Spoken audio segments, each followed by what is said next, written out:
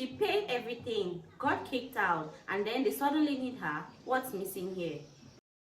My phone wouldn't stop vibrating, call after call after call. 147 missed calls, and I hadn't even turned the engine on. I was sitting alone in my car, parked just outside my sister's wedding venue, still in heels, still holding the envelope I never got to give her. 10 minutes earlier, she looked straight at me in front of everyone and said, "Stay outside. You'll ruin the wedding photos." Not quietly, not privately, like I was something that didn't belong in her perfect day. Now the venue coordinator's name flashed across my screen again. Then the photographer, then my sister's fiance. I stared at the calls piling up because suddenly the wedding couldn't start without me. Before we continue, please hit the like button, subscribe to the channel, and turn on the notification bell for updates. I didn't move, I just watched the screen light up, go dark, light up again, like something inside that building was breaking fast, and they suddenly needed me to stop it. Through the windshield, I could still see the edge of the vineyard, white chairs lined in perfect rows, the arch wrapped in soft pink flowers I had personally approved 2 nights ago. Guests were shifting in their seats now, some standing, some checking their watches. From this distance, it all still looked beautiful, controlled, exactly how Vanessa wanted it. Except it wasn't starting. My phone buzzed again in my hand. Vanessa calling. I let it ring. 10 minutes ago, I had been inside that bridal suite, standing just off to the side with a small sewing kit because one of the bridesmaids had ripped her dress. Vanessa was pacing, stressed but composed, the way she always got when everything had to be perfect. I stepped forward, ready to fix it like I always did. That's when she turned, looked right at me, really looked, and her expression changed. Not stress, not panic, disapproval. "Not you," she said, quick and sharp. "Just stay outside, please. You'll ruin the photos." The room went quiet in that uncomfortable way where no one wants to react. The photographer lowered his camera. One bridesmaid avoided eye contact. Vanessa was already turning away, adjusting her veil, moving on like she hadn't just said it, like I wasn't standing right there. Back in the car, another call came through different number this time. I frowned. Then a text popped up right after it. "Maya, this is the venue coordinator. We need you inside immediately." I stared at the message, my grip tightening around the phone. Need me? Another call started ringing before I could process it. This time, I answered, "Why would they need me if I was the one ruining everything?" I pressed the phone tighter to my ear, but for a second, I didn't say anything. I just listened to the background noise, voices overlapping, footsteps, something metallic clattering in the distance. "Maya?" The coordinator's voice came through, tight, controlled, but strained underneath. "Thank God. Where are you?" I glanced up at the venue, still visible through my windshield. "Outside," I said, "where I was told to be." A pause. Not confusion, something else. Like that answer didn't make sense to her. "We need you inside," she repeated. "Right now." Before I could respond, the line crackled, and another voice cut in familiar. "Maya?" It was Daniel, Vanessa's fiance. His voice wasn't calm. It wasn't even irritated. It was tense. "What's going on?" I asked, finally sitting up straighter. "That's what I'm trying to figure out," he said quickly. "Everything's paused. They're saying they can't proceed." My eyes flicked back to the ceremony setup. Guests were fully standing now, murmuring, some pulling out their phones. This wasn't a small delay anymore. "Can't proceed with what?" I asked. Another pause. I could practically hear him running a hand through his hair. "They keep asking for you," he said. "The coordinator, the caterer, even the photographer. I don't know why, but they all keep saying the same thing." A cold, quiet feeling started to settle in my chest. "What are they saying?" I asked. His answer came slower this time. that they need your authorization. I leaned back in my seat, staring at nothing for a second. Authorization. The word didn't land like a surprise. Not exactly. More like something I had pushed to the back of my mind, suddenly forcing its way forward. Inside, I could see movement picking up staff, walking faster, someone gesturing sharply near the entrance. Vanessa wasn't visible, but I could imagine her, the tight smile, the controlled panic. Maya? Daniel said again. Can you just come in and fix this, please? Fix this? The same role, the same expectation. Like 10 minutes ago hadn't happened. Like I hadn't just been told to disappear. My phone buzzed again, another call trying to break through. I pulled it away from my ear just long enough to see the screen. Vanessa calling. Again. I brought the phone back. Daniel, I said carefully. What exactly do you think I do here? Silence. Not confusion this time. Something closer to realization, but incomplete. He started, then stopped. You've been helping with stuff, right? Planning or helping, I repeated quietly. Another notification buzzed through. Then another. I ended the call. For a second, I just sat there, listening to the sudden quiet inside my car, completely separate from the unraveling scene just a few yards away. Then a new message appeared on my screen. Not a call this time. A text. Maya, we cannot release services without you present. This is urgent. I stared at it. Then, slowly, I whispered to myself, without me? And this time, it didn't sound like a question. It sounded like a problem. Inside the venue, something had clearly snapped. Even from the parking lot, I could see it now, the careful illusion of a perfect wedding dissolving in real time. Guests weren't just whispering anymore. Clusters had formed. People were standing in the aisle, turning toward the entrance, waiting for something, anything to happen. But nothing was. My phone buzzed again in my hand. I hesitated, then tapped on the voicemail from the coordinator. Her voice came through fast, controlled, but strained at the edges. Maya, we have an issue with the contracts. We need you here immediately. Everything is under your name, and we cannot proceed without your authorization. Please call me back as soon as you get this. I replayed that last sentence in my head. Everything is under your name. Not part of it. Not some of it. Everything. I exhaled slowly, my grip tightening on the phone. Across the lot, I saw the side doors to the venue swing open. 2 staff members stepped out, talking urgently. One of them shook their head, frustrated, before pulling out their phone. Then my screen lit up again. Vanessa calling. I answered this time, "What?" I said, flat. There was no greeting, no hesitation. "Where are you?" she snapped. "Outside," I replied, "like you asked." A beat. Then sharper, "This isn't funny, Maya. You need to come inside. Now." I almost laughed, but it didn't come out. "Why?" I asked. Another pause, but this one wasn't controlled. I could hear it slipping. "Because everything's on hold," she said.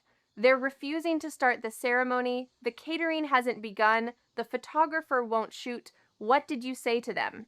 The accusation landed fast, automatic, familiar. "I didn't say anything," I replied. "I left." "That doesn't make sense," she shot back. "They keep asking for you. Why are they asking for you?" There it was. Not concern. Confusion. I turned in my seat slightly, looking back at the venue, the guests, the staff, the tension spreading outward like cracks in glass. "You tell me," I said quietly. Her breathing hitched just slightly. In the background, I could hear voices, someone saying her name, someone else arguing. "Maya," she said again, and this time her tone shifted, less sharp, more urgent. "Just come inside and fix it, okay? We don't have time for whatever this is. Fix it." Like always. like none of this had anything to do with me. I looked down at my phone, at the call timer ticking upward, then at the flood of notifications stacking behind it. Something clicked into place. Not fully, not everything, but enough. I'm not coming in, I said. Silence. Then, what? I'm not coming in, I repeated, steady now. Her voice dropped, low and dangerous. Maya, if you don't walk back in here right now, I pulled the phone away from my ear and ended the call. The screen went quiet for half a second before lighting up again. Another call, another number, another demand. I didn't answer. Instead, I opened my email, scrolled, found the thread, contracts, attachments, confirmations, my name, over and over again. I clicked one document open. At the bottom of the page, a clause stared back at me. Client authorization required for continuation of services. My thumb hovered over the screen.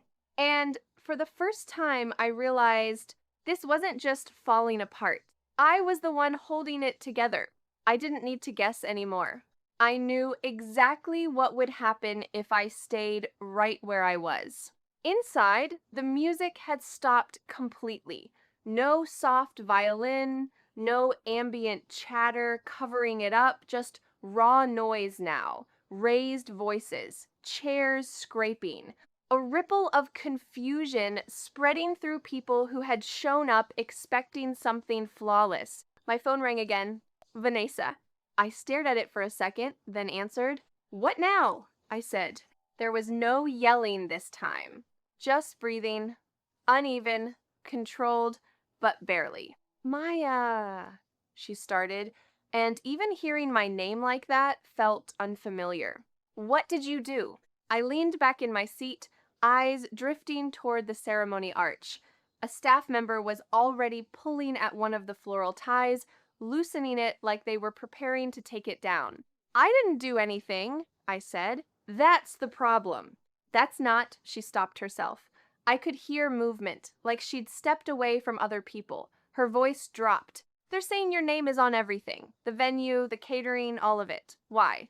There it was. Finally, not an accusation. A question. I let a second pass before answering. Because someone had to sign when your card got declined, I said. Silence. Not confusion this time. Recognition.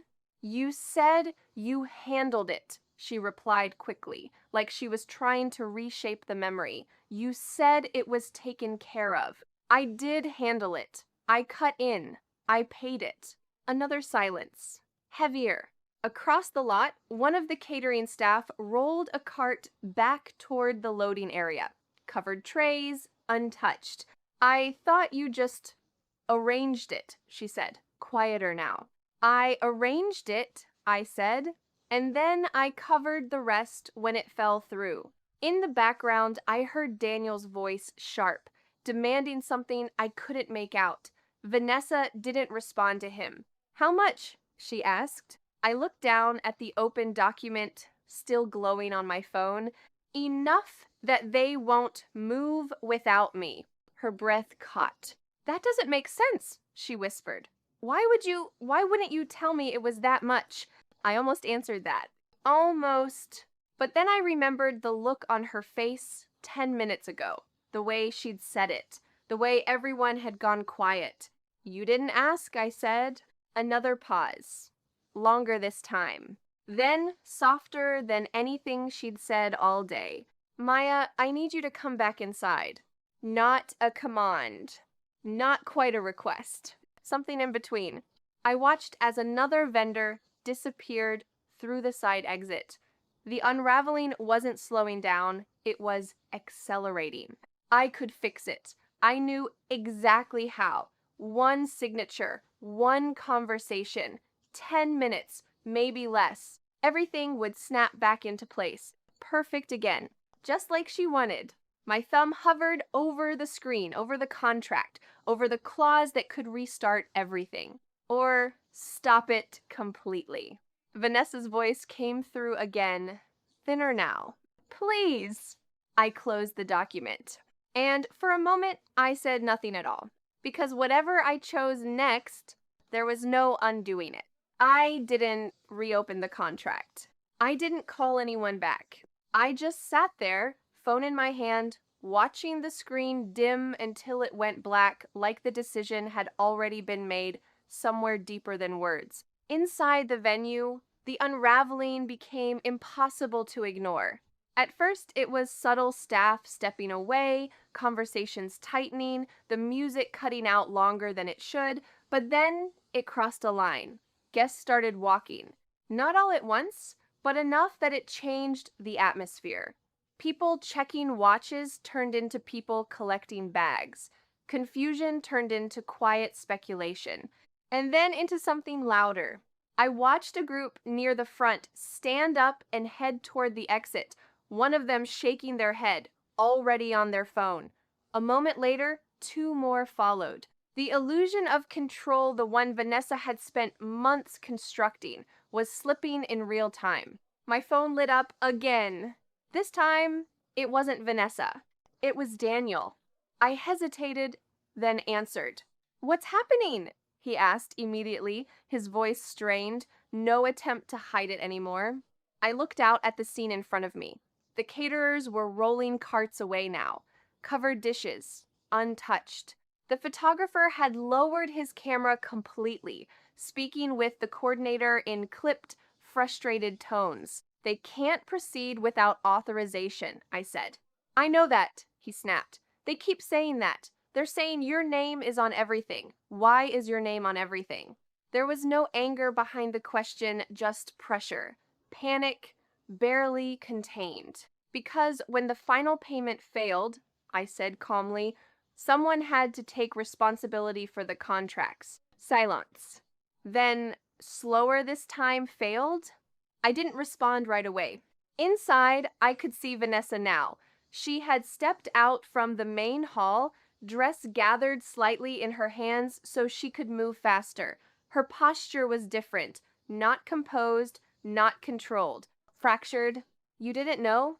I asked. "Know what?" he said, sharper now. "That the venue almost canceled 2 weeks ago," I said. "That catering refused to confirm without payment. That your account flagged the transfer." Another silence. This one stretched. "You're saying that didn't go through?" he asked. "I'm saying it bounced," I replied. I could practically hear the moment it landed. Inside, Vanessa was talking to the coordinator, her gestures sharper now, more desperate. The coordinator shook her head, firm, pointing toward the contract folder in her hands. Daniel's voice dropped. "Vanessa told me everything was handled." "It was," I said, "just not the way she told you." I ended the call before he could respond. The next few minutes moved quickly. Not in a dramatic explosion, but in a series of small, irreversible decisions. The DJ began disconnecting equipment. The florist started removing arrangements. The coordinator began directing staff toward breakdown instead of setup. And the guests kept leaving. Word spread faster than anything else. It always does. Confusion turned into explanation. Explanation into assumption, and assumption into something close to truth. A payment issue, something about contracts, family problem, each version a little louder than the last. My phone rang again. "Vanessa?" I answered. Her voice hit immediately, no composure left. "What did you tell him?" she demanded. "Nothing he shouldn't already know," I said. "You had no right."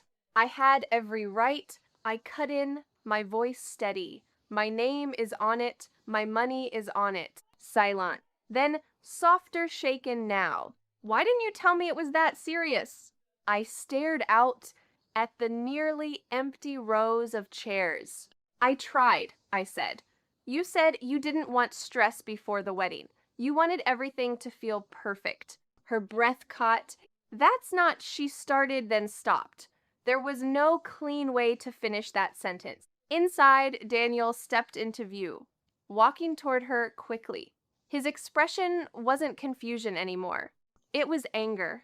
Realization had caught up. Maya, Vanessa said again, her voice smaller now, stripped of everything it had been earlier.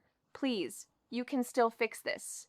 I let the silence sit between us for a second. Then I said the only thing that made sense anymore. You didn't want me in the picture, I said. This is what it looks like without me. I ended the call. And this time, I turned my phone off. No more calls. No more messages. Just quiet. By the time I looked back up, the venue had shifted completely. Half the guests were gone. Staff were packing instead of preparing. The arch, the one Vanessa had obsessed over for weeks, was being dismantled piece by piece. The wedding hadn't just been delayed, it was over. The fallout didn't stay contained to that afternoon. Within hours, videos started circulating, guests posting clips of the confusion, the empty ceremony space, the abrupt cancellations. Speculation filled in the gaps faster than facts ever could. By the next day, the story had spread through everyone who knew Vanessa. The perfect wedding that never happened. The missing sister, the contracts, the money, details came out in pieces, some accurate, some not, but the core of it didn't change. Control had slipped, publicly, and there was no editing that out. Daniel moved out within the week. Not quietly either. Their argument that day hadn't stayed private. Too many people had seen enough to understand what it meant when he walked away mid-crisis.